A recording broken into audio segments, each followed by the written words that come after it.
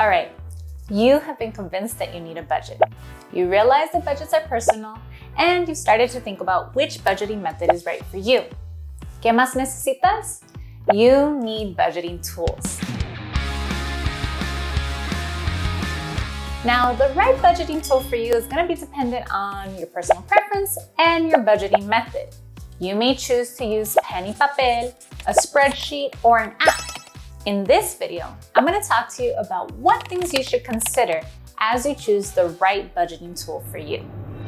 Pen and paper are some great basic tools for helping you budget. You may choose to go with a lined notebook. You may even choose to buy a budget notebook or find some free budgeting worksheets online. Now, if you choose to use pen and paper, keep in mind that you're going to need a calculator right next to you because you're going to be responsible for doing your own addition and subtraction calculations.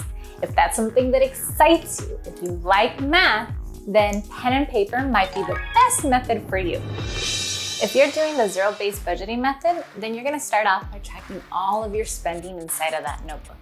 If you choose to use the cash envelope system, then maybe you'll write down in that notebook how much money needs to go in each of those cash envelopes for your flexible expenses. If you're doing your pay yourself first method, then maybe you write down how much money you want to put towards your savings goals, your investing goals, and your debt repayment goals each month, and then know how much goes towards your fixed and flexible expenses. And if you're doing the 50-30-20 method, then you'll calculate your percentages of your income to see how much money is going to go everywhere on pen and paper primero. Now, a spreadsheet isn't necessarily going to be the best tool for every type of budgeting method. It may be a little too much work if you're using the cash envelope system. However, if you're using the zero-based budget method, then a spreadsheet can be very helpful. It will allow you to track all of your fixed expenses, your flexible expenses, let you know how much money you have in each category, and it could even track your annual savings. When it comes to finding quality spreadsheets for your budget, the internet is going to be your best friend. You may find some free ones online through a quick Google search, or you may even find a good spreadsheet on Etsy. Now, if you're somebody who doesn't really like carrying around notebooks and pens, or you don't want to sit in front of a computer, you may want to consider using a budgeting app. There are so many different types of budgeting apps, and the right one for you is going to be based on your preferences. You want to look at the different budgeting features, and that might mean that you're going to try a few different budgeting apps before you actually commit to one long term. They also cost different amounts. Most of them will have a free version or a free trial period, and some will come with a monthly or annual fee. You may also want to make sure that the security is on point, especially if you're going to be connecting credit cards or bank accounts to the app. You want to look for security features such as multi-factor authentication or 256-bit encryption. These are important security features that will protect your identity and also your money.